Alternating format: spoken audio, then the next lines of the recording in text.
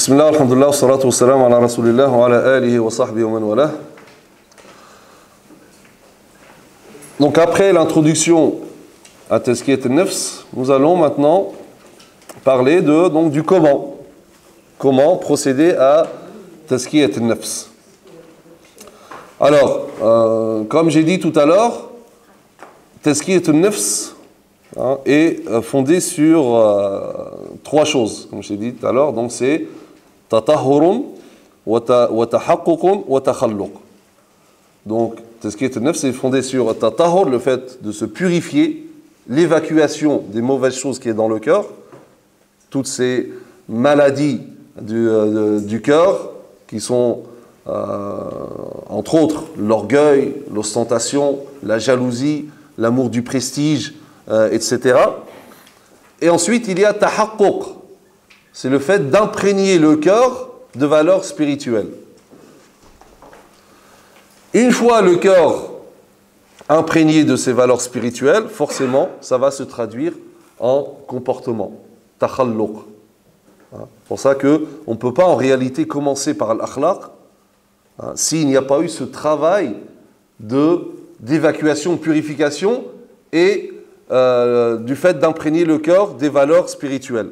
Passer directement au comportement, parler du comportement, ça n'a pas de sens. Il faut tout d'abord faire ce travail sur le cœur. Mais pour faire ce travail, il faut commencer par certaines choses. Et notamment, sortir l'âme de l'emprisonnement de ce qu'on appelle le ghafla. Le ghafla, l'insouciance. L'insouciance, c'est ce qui empêche l'âme de se purifier. C'est ce qui empêche l'être humain, donc, de procéder à la purification de son âme. Alors, l'insouciance, al-ghafla, c'est l'une des choses, ou c'est la pire des choses qui peut toucher l'être humain. En fait, cette ghafla, elle va faire en sorte, elle va pousser l'être humain à vivre dans l'oubli d'Allah Azza wa Jal. Dans l'oubli d'Allah Azza wa Jal, dans l'oubli de l'au-delà, dans l'oubli de la mission pour laquelle Allah Azza wa Jal l'a créé. Donc, il va vivre dans l'oubli d'Allah Azza wa Jal, va vivre en abstraction de l'au-delà, et ça, c'est un grand désastre. Et malheureusement, le constat, c'est que la plupart des gens vivent dans cette insouciance. Donc, les gens oublient et ne réalisent pas que cette vie est vouée à la finitude et que viendra un jour où ils passeront dans l'au-delà, où ils auront à rendre des comptes pour toute parole dite ou non dite. Parfois, tu es jugé parce que tu as dit quelque chose qu'il ne fallait pas. Tu peux être jugé aussi parce que là, il fallait dire quelque chose et tu n'as rien dit. Où chacun rendra des comptes par rapport à toute action ou toute inaction. Toute chose que tu as fait sur terre. Le problème, comme j'ai dit, c'est que la plupart vivent donc dans une insouciance totale. La seule préoccupation, c'est dunya. La seule préoccupation, beaucoup de jeunes, la seule préoccupation, c'est la mode. C'est tel rapport, il a fait tel clip ou telle chanson. Tel joueur, il a fait ça, les transferts, ou c'est les voitures, ou c'est les femmes, ou c'est les maisons. On est pris par cette vie d'ici-bas et on vit en abstraction de l'au-delà. Tout ce qui nous intéresse, c'est cette vie présente. Et c'est à cause de cette insouciance que l'être humain va exercer son égoïsme le plus surdimensionné, et c'est avec cette insouciance car l'être humain, lorsqu'il vit en abstraction de l'au-delà, il n'y a plus rien qui l'arrête. Il n'y a plus rien qui l'arrête. Donc il va servir, assouvir ses passions, son égoïsme, et il va écraser le plus faible pour assouvir ses propres passions et désirs. Donc l'insouciance, le ghafla, c'est réellement un fléau.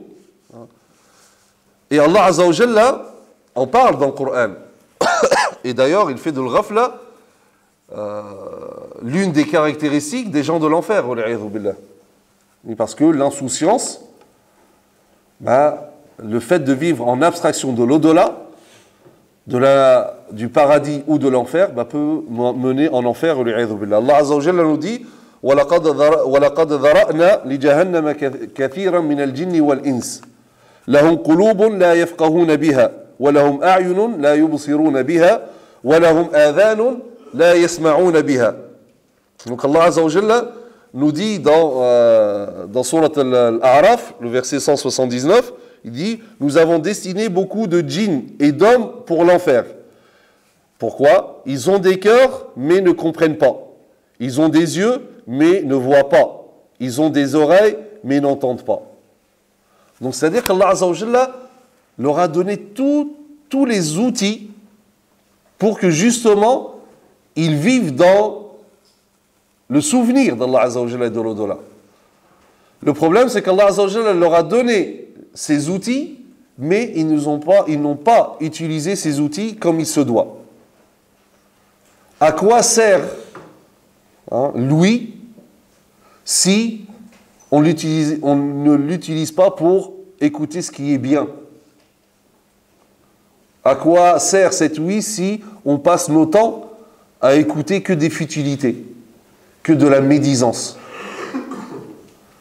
que des paroles de chansons qui ne servent à rien, qui versent dans la vulgarité, dans la violence, dans des futilités? À quoi ça sert? Tu as un outil formidable comme lui, regarde, tu le dépenses à quoi? À quoi sert ta vue si ce n'est pas pour tirer des enseignements de tout ce que tu vois? À quoi sert ta vue si tu ne l'utilises pas juste pour regarder ce qui te rappelle l'au-delà et Allah Azza wa Jal?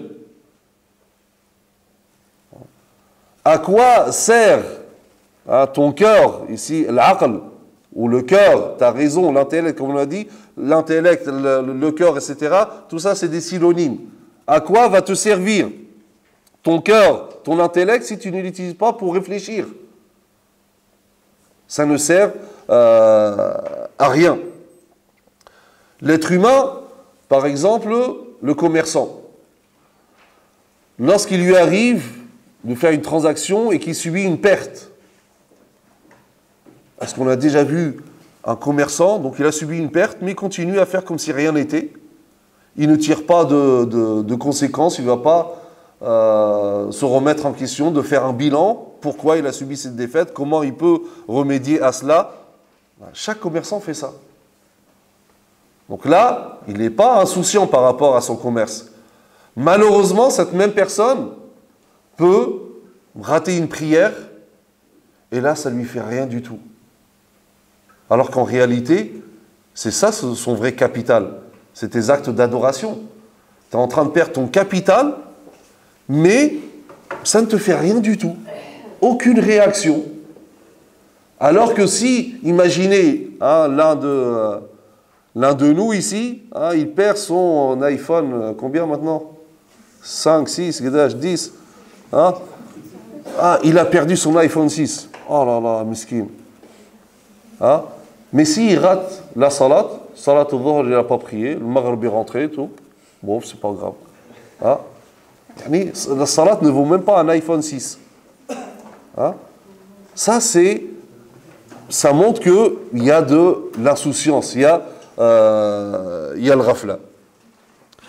Et donc, Allah Azza wa Jalla nous dit après, Ulaika kal an'am bal hum adall. Donc Allah Azza wa Jalla, dans les versets que j'ai cité tout à l'heure, il dit, ils ont des cœurs mais ne comprennent pas, ils ont des yeux mais ne voient pas, ils ont des oreilles mais n'entendent pas. Ceux-là sont comme des bestiaux, comme des animaux. Parce que, j'ai dit tout à l'heure, qu'est-ce qui fait la différence entre l'être humain et un animal? C'est le ruh. Si ce ruh vit dans l'insouciance, finalement, on devient, on a un instinct comme l'instinct des animaux. Parce que l'animal, donc, il ne pense qu'à cette vie d'ici-bas. Il mange, boire, s'accouple, et l'animal est créé pour cela. L'être humain qui vit dans l'insouciance, en abstraction de l'au-delà, finalement, il vit pour les mêmes raisons. Il vit pour boire, manger, s'accoupler, profiter de la vie, comme certains disent. On est là, on est des jeunes, on profite. Mais tu profites de quoi? En réalité, tu n'es pas en train de profiter, en fait, tu es en train de gâcher ta vie. Donc, il dit donc finalement, c'est comme si c'était des animaux, mais sous formes humaines. Et Allah Azza wa Jalla dit, ceux-là sont comme les bestiaux, même plus égarés encore. Balhum adal. C'est qui ceux-là? Allah Azza wa Jalla dit, Ulaika humul ghafilun. Donc, tels sont les insouciants. Voilà les insouciants. Celui qui vit avec cette insouciance dans l'abstraction de l'au-delà, il est réduit à cela. Et Allah Azza wa Jalla dit, Balhum adal, plus égarés. Pourquoi plus égarés? Parce que les animaux, ils sont excusés. Allah Azza wa Jalla ne leur a pas donné de l'aql, de la raison. Première chose. Deuxièmement, on n'a pas vu un animal ne pas accomplir la mission pour laquelle Allah Azza wa Jalla l'a créé. On n'a pas vu, par exemple, une vache faire grève. Là, aujourd'hui, je ne donne pas de lait. Voilà, j'ai le syndicat, il n'y a pas aujourd'hui grève. L'ahmar, l'âne, aujourd'hui, personne ne monte. Là, chaque animal, donc, est créé pour quelque chose, pour une mission qu'Allah Azza wa Jalla lui a donnée, il l'accomplit.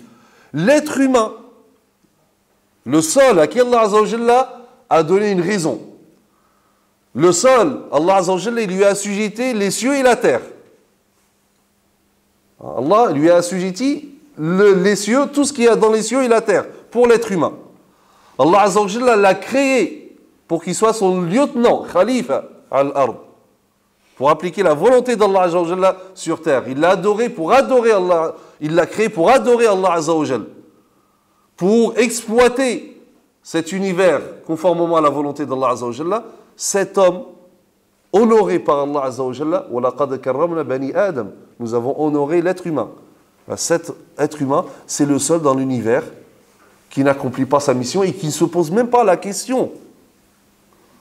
L'être humain, il regarde autour de lui.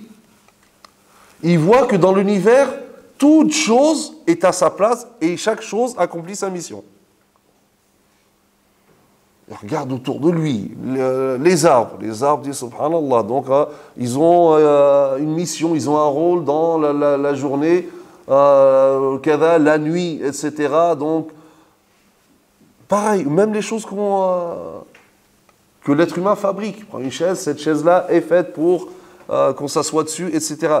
Toute chose dans l'univers autour de lui est faite dans un but bien précis. Et lui, il ne se pose même pas la question, et toi, être humain, pourquoi tu es là? Il voit, il regarde autour de lui. Donc, l'eau a été créée pour la terre. La terre, ça a été créé pour qu'il y ait des plantations. Les plantations, pour qu'il y ait des animaux. Les animaux, tous, pour l'être humain. Et toi, être humain, pour qui? Ça s'arrête là? C'est ça l'insouciance. C'est comme si on prend un exemple, on endort quelqu'un et on le met dans un train en marche. Dans le train, dans le wagon, on met à cette personne tout ce qu'il veut, d'ici bas. D'accord? La PS4, le iPhone, je sais pas quoi, toutes les nourritures qu'il veut, autant de kebabs qu'il veut, autant de... Ah, il trouve tout. D'accord? À un moment, il se réveille. Il se réveille, et là, on peut s'attendre à l'une des deux réactions. Il n'y en a pas une troisième. Donc, soit, donc il se réveille, hein, normalement, lorsqu'il va se réveiller, qu'est-ce qu'il va se dire? S'il a toute sa tête. Qu'est-ce que je fais là? Il n'était pas là, on l'a endormi, on l'a mis là. Qu'est-ce que je fais là? Qui a mis tout ça? Pourquoi? Où je suis? Où vais-je? Oui, le train, il est en marche, je vais où? Je vais où comme ça? C'est quoi la destination? Il va s'arrêter ou pas? Hein? Jusqu'à quand il va rouler comme ça? Ah, on dit, voilà, il a toute sa tête. L'autre possibilité, il se réveille, ah, il voit la manette, ah, t'es nana, kada, il joue, kada, ah, il a tout ce qu'il faut, il ne se pose pas de questions. Hein? Mais regardez, on en rigole, mais en réalité, l'être humain, il est comme ça. Dans ce train qui est l'univers, l'être humain, il se trouve là, dans ce grand train de l'univers, et tout ce qu'il fait, c'est comme celui-là, là, cet homme qui s'est réveillé dans le train, et il prend, allez, je m'amuse, je fais ça, on est là pour s'éclater, on profite. Mais tu t'es pas posé la question, mais c'est qui t'a mis là? Et celui qui t'a mis là, il t'a mis là pour rien? Et tu vas où comme ça? C'est quoi la destination finale? Tu es créé vraiment que pour cette vie ou est-ce qu'il y a quelque chose après? Donc, ça c'est l'insouciance. Or, l'être humain, pour se purifier, avant tout, il faut qu'il sorte de cette insouciance, de cette rafla. Donc, le rafla a plusieurs formes, donc cette insouciance. Donc, l'insouciance par rapport à l'évocation d'Allah Azza wa Jal. On vit dans l'oubli d'Allah Azza wa Jal, on n'invoque plus Allah Azza wa Jal. Or, l'amour d'Allah Azza wa Jal, ça fait partie aussi de la spiritualité et des stations d'épuration spirituelle qu'on va voir. Je ne sais pas si on aura le temps de parler de cela parce qu'il y en a beaucoup. Mais l'un des signes de l'amour d'Allah Azza wa Jalla, c'est l'évocation d'Allah Azza wa Jalla. Si tu aimes Allah Azza wa Jalla, donc tu invoques Allah Azza wa Jalla. Si de toute la journée tu n'as pas invoqué Allah Azza wa Jalla, ne dis pas que tu aimes Allah Azza wa Jalla. Lorsqu'on aime quelque chose ou quelqu'un, on en parle. C'est plus fort que nous. Donc, si tu aimes Allah Azza wa Jalla, ben, tu parles d'Allah Azza wa Jalla, mais avant tout, tu invoques Allah Azza wa Jalla, tu fais al-dhikr. Donc, aussi, vivre dans l'oubli des signes d'Allah Azza wa Jalla. Allah Azza wa Jalla nous envoie des signes dans les cieux, dans l'univers, dans nous-mêmes, wa fi anfusikum. Et dans vous-même, il y a des signes. Regardez, des fois, l'être humain, tellement, en fait, il s'aveugle par rapport à ces signes qu'on voit tous les jours. On aime bien, sur Internet notamment, voir des photos exceptionnelles. Je voyais il n'y a pas longtemps sur Facebook, dans la mer, je ne sais pas, genre de truc comme si c'était une personne fait soujoud. Vous l'avez vu, non? Il y a quelqu'un derrière qui prend une photo. Oh, subhanallah, subhanallah. Mais regardez l'insan, ça, هذه الغفلة. En fait, on s'étonne de cette chose. Et en général, c'est que des montages, ça. Voilà. Mais, ma'alish, supposons que c'est vrai. On s'étonne de cette chose qui ressemble à un être humain qui se prosterne. Mais celui qui est derrière c'est un signe encore plus grand. Toi, être humain, tu es un signe encore plus grand.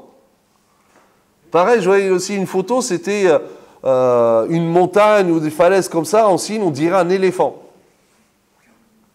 Et des gens, oh, subhanallah, la nature, etc. Mais l'éléphant en soi, c'est encore plus grand que ça. Mais parce que tellement on voit les choses, pour nous, ça devient banal. Donc, هذه الغفلة عن آيات الله. Donc, vivre dans l'abstraction des signes d'Allah Azza wa Jalla. Tu es entouré des signes d'Allah Azza wa Jalla, mais toi, comme nous dit Allah Azza wa Jalla, ils ont des yeux, mais ils ne voient pas. Une fois, j'étais dans le train, il y avait deux personnes, deux voyageurs derrière moi qui parlaient, un homme et une femme. Et l'homme qui dit à la femme, il dit, moi, je ne crois pas en Dieu parce qu'il n'y a pas de preuve. Et là, quand le train il roulait, mais je voyais tous les montagnes, les arbres, etc. J'ai dit, subhanallah, regardez, lorsque le cœur est aveuglé. Tous ces signes-là, et dit, moi je vois pas je vois pas de preuves. Mais parce que cette personne a des yeux mais il ne voit pas. Il a un cœur mais il ne réfléchit pas. Parce que c'est cette rafle-là, cette insouciance, cet oubli qui lui a voilé les yeux et le cœur. Donc quels que soient les signes, il ne va pas les voir. Et pour lui, il n'y a pas de preuve. Lui-même, en soi, c'est une preuve. Mais pourtant, il ne voit pas. Et comme Allah Azza wa Jalla nous dit dans le Coran, وَكَأَيٍّ مِنْ آيَةٍ فِي السَّمَاوَاتِ وَالْأَرْضِ يَمُرُّونَ عَلَيْهَا وَهُمْ عَنْهَا مُعْرِضُونَ. Donc Allah Azza wa Jalla nous dit dans sourate Yusuf, le verset 105, Allah Azza wa Jalla il dit وَكَأَيٍّ مِنْ آيَةٍ, et parmi les signes d'Allah Azza wa Jalla dans les cieux et sur terre, يَمُرُّونَ عَلَيْهَا, ils passent à côté, وَهُمْ عَنْهَا مُعْرِضُونَ, alors qu'ils s'en détournent. هذه هي الغفلة. Allah Azza wa Jalla dit également فانتقمنا منهم فأغرقناهم في اليم بأنهم كذبوا بآياتنا وكانوا عنها غافلين. Allah Azza wa Jalla dans sourate Al-A'raf il nous dit, nous les avons noyés dans les flots parce qu'ils traitaient de mensonges nos signes et n'y prêtaient aucune attention.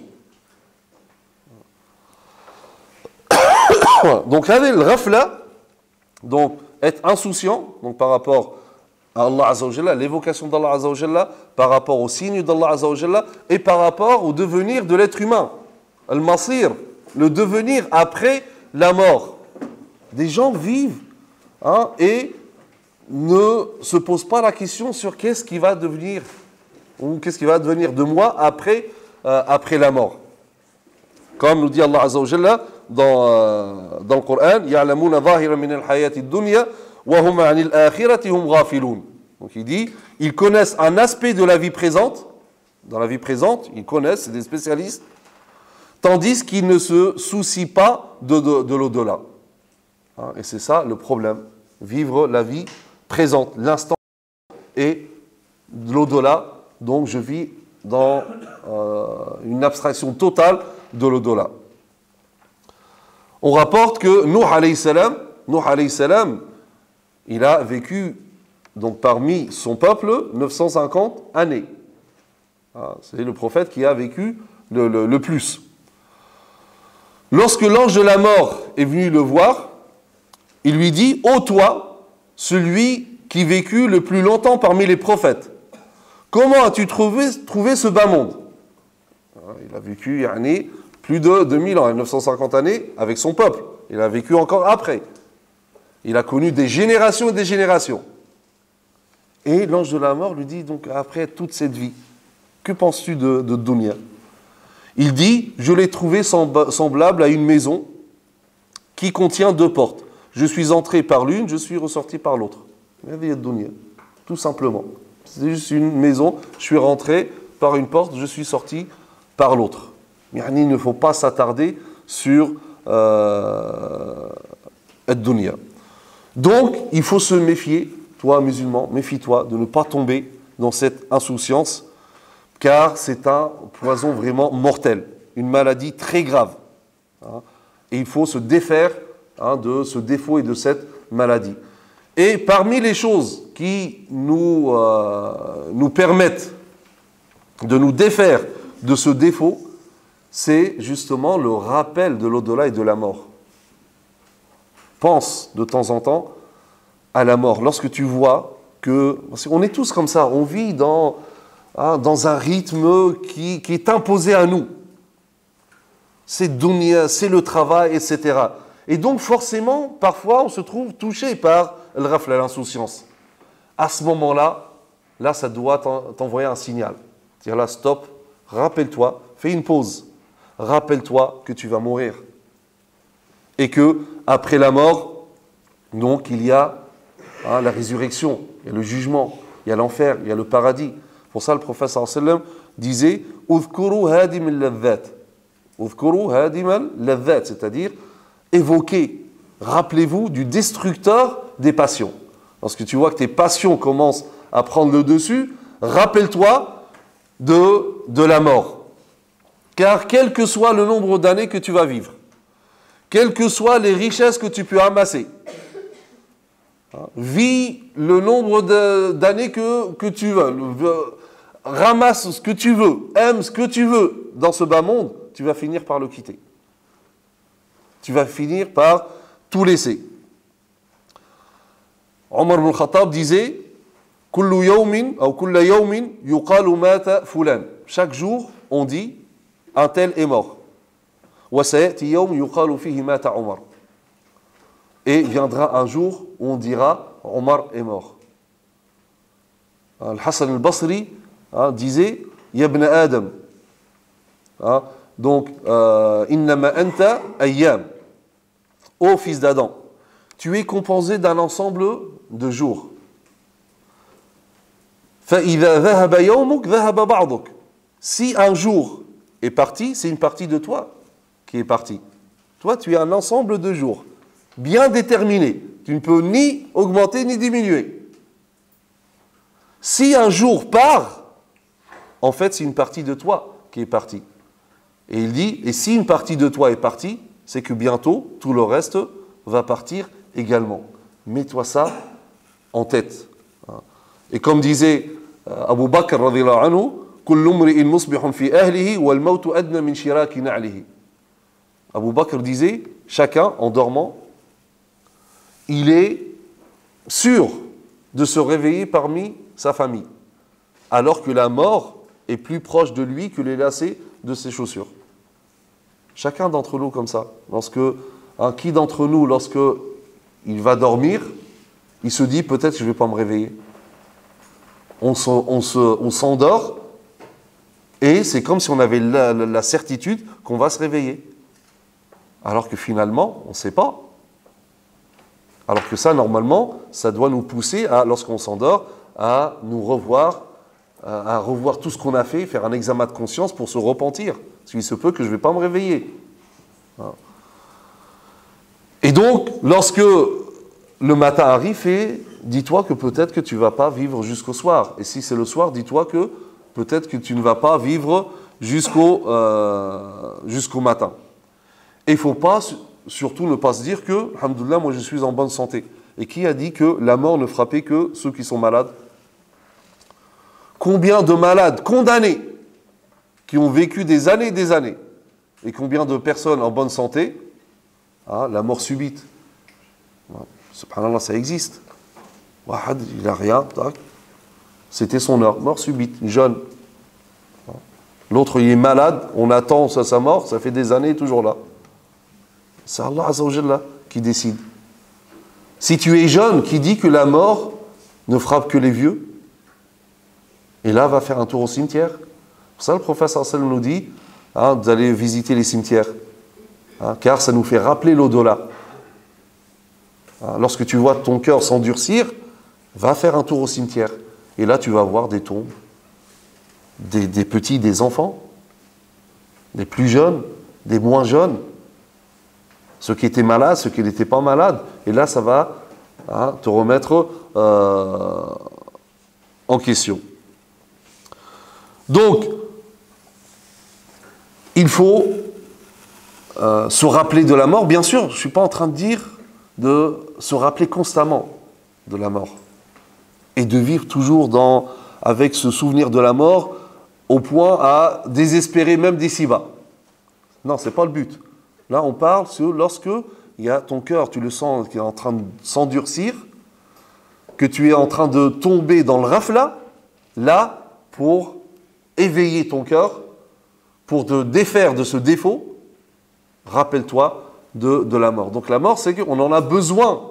Hein, on a de temps en temps besoin d'une petite dose de ce rappel de la mort. Ça ne veut pas dire que constamment on est dans ce rappel et après donc on tombe dans la déprime et c'est fini par rapport à ici-bas là. C'est pas le but non plus.